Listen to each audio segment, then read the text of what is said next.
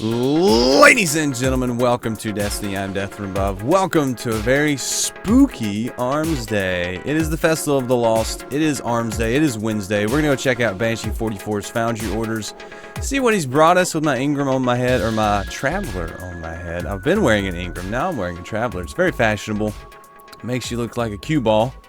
But it's nice. I like it. So what I like to do in my Armsday videos is take a look at the field test weapons. We'll talk about where to do them and how to do them. Then we'll look at this week's Foundry order options, make some choices, give you my decisions and my picks.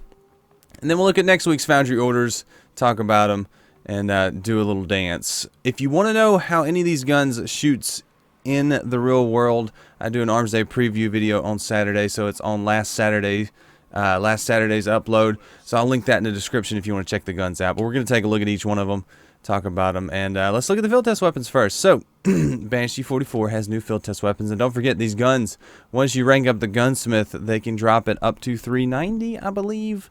I haven't gotten there quite yet to test it. I am 384. Yeah, 384 max light right now for me, for you, for me, dog. So let's look at these field test weapons. I do actually enjoy doing these. They're pretty fun still. And it's a pretty low effort way to get a pretty good reward. So we got the Suros TSA-10 using Crucible. That one sucks. I skip it. You need to get 25 kills or assists. And it takes a little while unless you just don't have anything else to do and you're playing Crucible for the fun of it.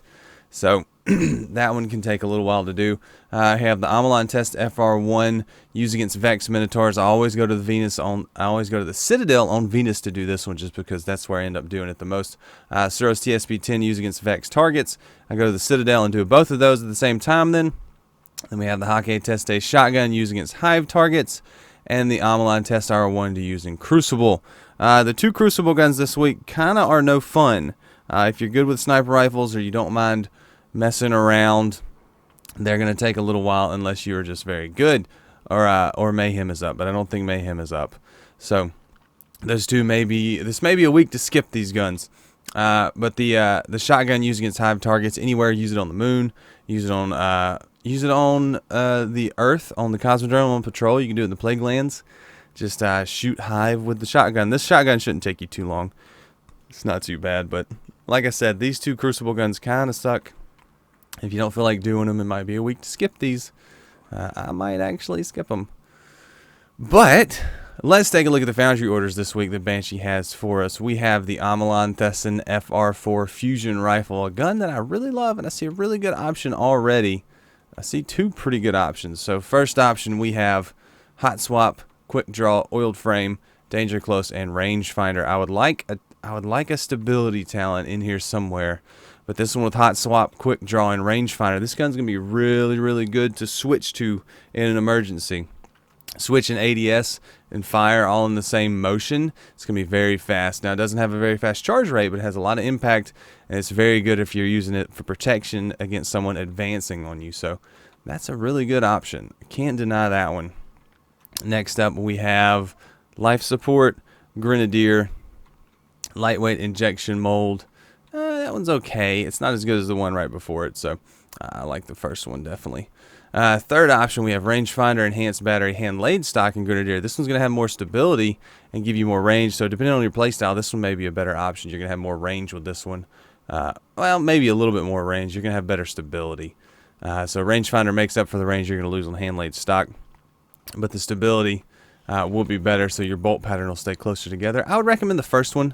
But the third one's not bad, depending on which one you like. So I'm going to pick up the first one.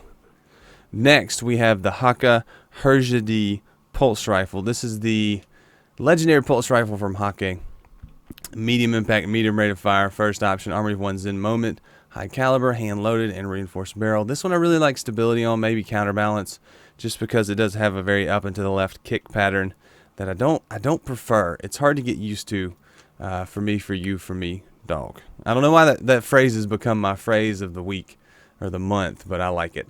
Next one, Last Resort, Rangefinder, Single Point Sling, Hand Loaded, Reinforced Barrel. That's a no. That one is a no. And then finally, we have Zen Moment, Surrounded, High Caliber, Hand Loaded, and Reinforced Barrel. None of these are really that great. the first option is the best option. If I had to pick one, I'd go with that one. But other than that, I can't really suggest any of these as god rolls or anything like that. You want something like hand laid stock, counterbalance. I don't think you can get brace frame on this one, but Zen Moment's good. It's not the best, but it is good. So if you're accurate, that first burst will get Zen Moment to proc, and then you'll be able to use that for the follow-up burst. So recommend the first one if you're going to grab one, but recommend probably hold that one until next week if you really, really like that gun and want to get a god roll. Next, we have the Suros JLB-42. This is a decent rocket launcher. It has pretty good blast radius and velocity, so you can usually get some heavy payload and another velocity talent on it right there. So you got hard launch, heavy payload, spray and play, perfect balance, quick draw, speed reload. I mean, really on rocket launcher, I hate it, but you need grenades and horseshoes, or you need tracking, or they're just not worth it. So single point sling, flared magwell, feeding frenzy, perfect balance, snapshot. I mean, they're all going to have pretty good blast radius and velocity, but they just don't have the talents that make them excellent rocket launchers, because you're going to have to hit like the ground next to the person, or you're going to have to hit the person directly, which is going to be hard. It's going to be hard. I mean, this one's the best one, I guess, just because it has javelin. But I don't see many good options. I would definitely hold on to this one if you're trying to get a good one. Look for one with grenades and horseshoes, or tracking maybe, or cluster bombs if you think those are good. I'm going to big up the third one just to buy one. It's the best one, but it's not really a good one at all. Next up, we have the Hakke Lyudmila-D pulse rifle. This is a high impact, low rate of fire pulse rifle from Hakke. A couple decent options, nothing too amazing. First up, we have danger close range finder, single point sling, hand loaded, and reinforced barrel. This one's the same as the Herja-D as far as the kick pattern.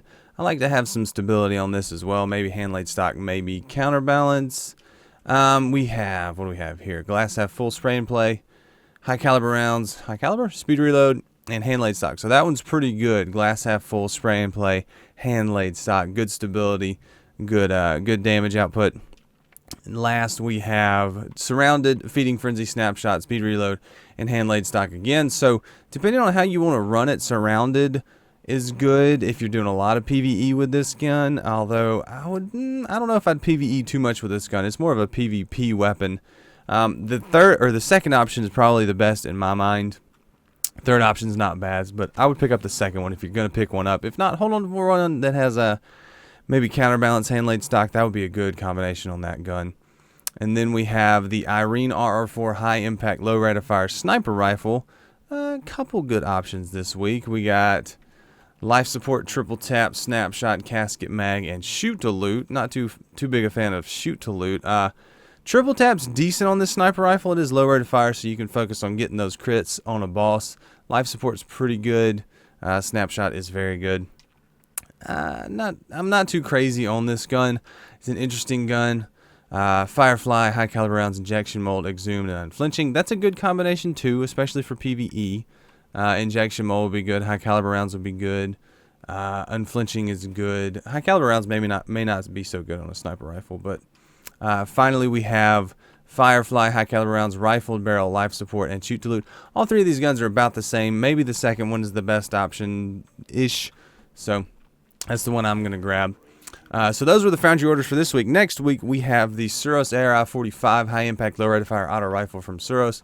The Omolon Thesan FR4 medium-impact, medium-rate-of-fire scout rifle a la the Bungie type scout rifle from Omolon.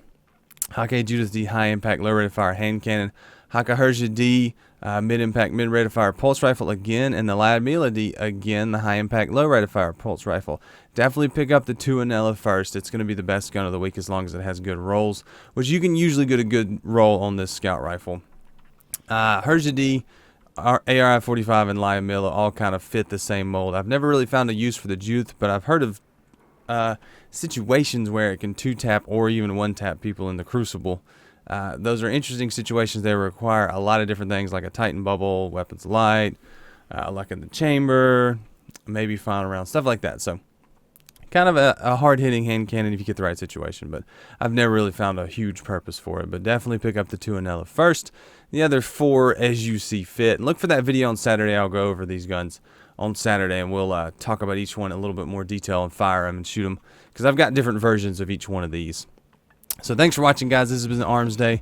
Don't forget, if you want to check out these guns that I did make picks in action, I do have a video that I go up every Saturday. So last week's video will be in the description, shooting the guns and having some funs. So enjoy your Festival of the Lost. Thanks for watching, guys. I'm Death Above. This has been Armsday. Leave a like if you've enjoyed this. Subscribe if you want to see more. And until next time, I'm Death Above, and I'll see you later. See you, bye.